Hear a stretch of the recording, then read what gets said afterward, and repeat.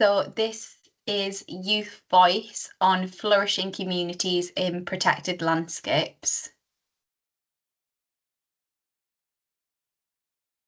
National parks should be places where everyone can thrive, but for many young people, enjoying these landscapes feels out of reach. Only 6% of visitors to national parks in England are under the age of 25. Children and teenagers today are growing up less connected to nature than any previous generation. Beyond that, rural communities are struggling with a lack of jobs, training opportunities, and affordable housing. How can young people stay in their communities when they can't afford to live there? And how does heritage live on if young people are being pushed out of the villages and towns they were born into? And with no consistent way for youth to have a voice in shaping the future of these spaces, why don't all national parks have something like Youth Voice or a Youth Council? And why are barriers still so apparent for young people in protected landscapes? The heritage and culture of our protected landscapes is so important, but how can we as a generation protect this if we have been forced away from the places we know? Who will pass on rural skills and knowledge if we can't grow up surrounded by it? From those who've grown up in national parks and to those who've never even visited, we need to ensure national parks are accessible to all young people so we can help protect, inspire, and enhance these places for generations to come. Together, we can make changes so the future of national parks can flourish. We need to instill youth voice and youth council in all protected landscapes to allow young people to have a voice and advocate for the places they're passionate about. We need to make our landscapes more accessible for young people so we can flourish. We are the future of national parks.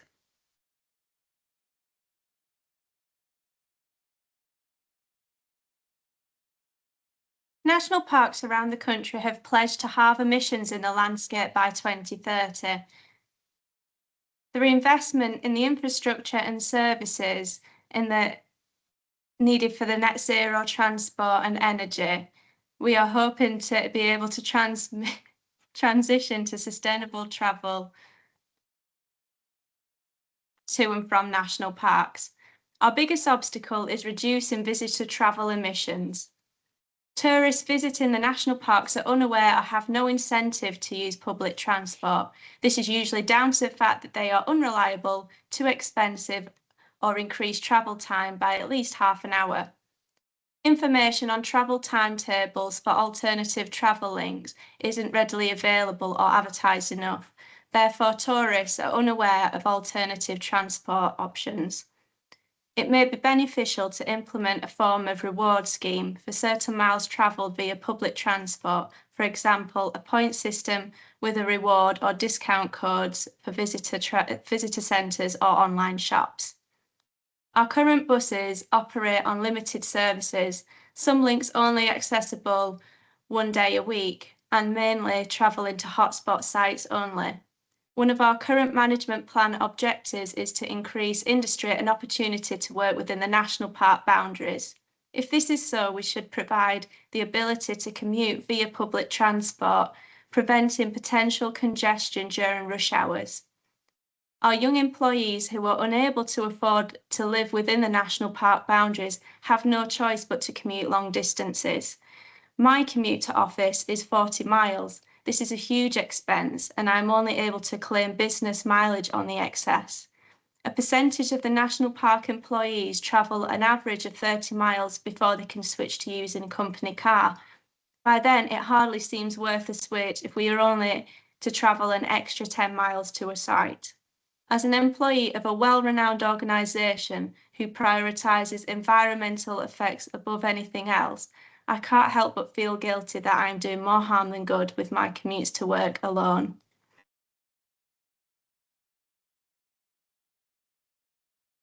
We're talking about some big barriers here to flourishing communities, particularly of young people in national parks. And we know these are not easy fixes. You might be sat there listening to us thinking, well, national parks don't control house prices. We can't choose to raise council tax on second homes, and we don't even set our own budgets. But there are things that national parks can look to change as employers in the short term to alleviate the symptoms of these big barriers while working to address the causes in the long term. Many young people really want to work for national parks, but it can be really hard to do so if you don't already live in the area. We know that national parks have stretched budgets reflected in their salaries and try to offer attractive benefits to compensate.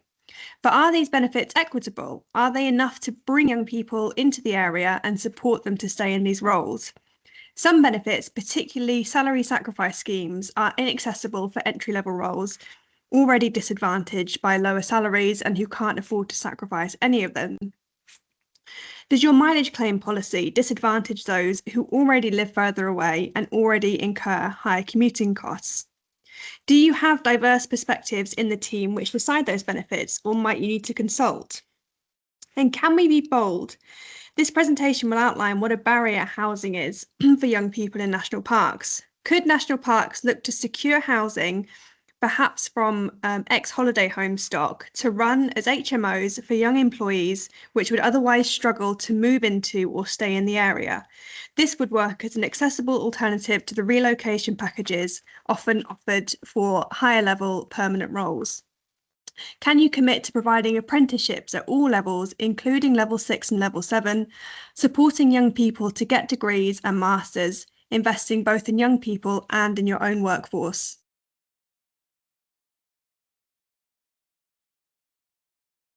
Apprenticeships are amazing opportunities that give hands-on experience and the opportunity to gain a qualification, all while working and earning. They are great for young people to set foot into the working world, as jobs down the line can often be difficult without years of experience. However, there are many barriers young people face when accessing green apprenticeships. One of the biggest barriers to being able to take on an apprenticeship is the pay. All apprentices, regardless of their age or circumstance, for the first year can get the apprentice wage. This is currently just £6.40 an hour. Despite being in full-time education and generally taking on the lowest pay, apprentices still need to pay council tax, unlike college or university students. This makes moving away from home to take on an apprenticeship really difficult, let alone trying to support dependents. Because of the low pay, many apprentices will need to live further away from work in more affordable areas, often outside the national park. If public transport was reliable, this would be a great option, but oftentimes the timetables don't line up with the working day if there is a bus or train at all. This limits the diversity of individuals that are able to apply, often to people who are privileged enough to already live within or on the border of national parks and have access to a car. Whilst ultimately national parks set their pay for employers, they're faced with massive pressures due to the funding from DEFRA, especially the lack of budget increase. This targets young people more, as minimum wage has seen the highest percentage increase, facing employers to decide whether or not they can afford to continue to support apprentices.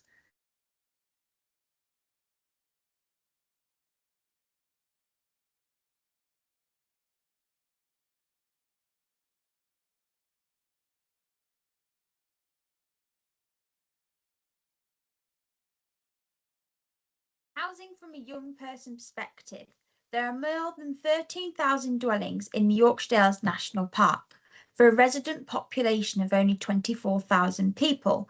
So on the face of it, there are more than enough houses. However, low levels of occupancy and high levels of holiday homes mean that the existing stock is grossly underused. Housing in the Yorkshire Dales and the surrounding areas is often out of a young person's price range. This includes affordable housing. Not all young people can afford to rent or buy, even with a full-time job. Houses that are within young people's price range are often a significant distance away from the park, making it difficult for those who wish to live and work there.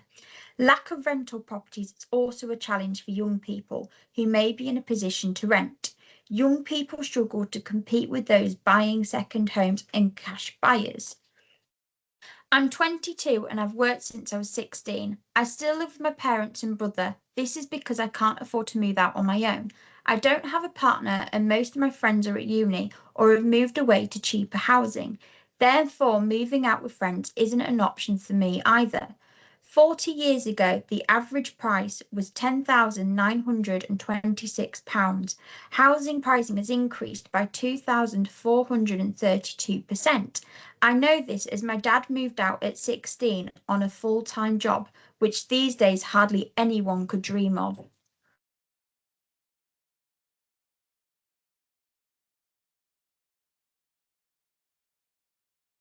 24% of residents in the North York Moors National Park are under 30 years old, and only 17% of those are 0 to 19, school age.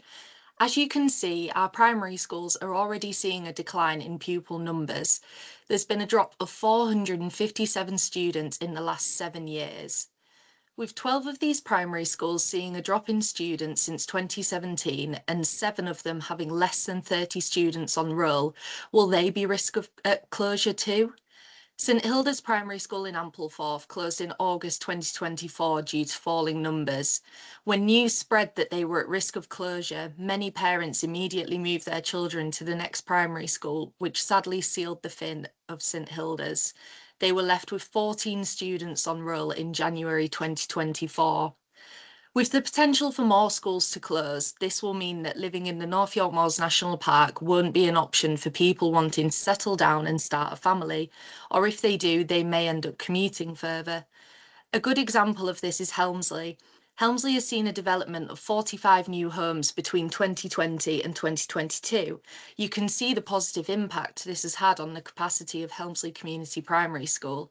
It went from 63% capacity in 2017 to 100% capacity in 2024. If small, low-impact plots of affordable housing can be developed and local connection criteria is enforced, then young people like us who are passionate about our local environment will see much better opportunities to live in our protected landscapes. This would also attract young families and have a positive impact on our small rural primary schools by enrolling more students and securing jobs and futures.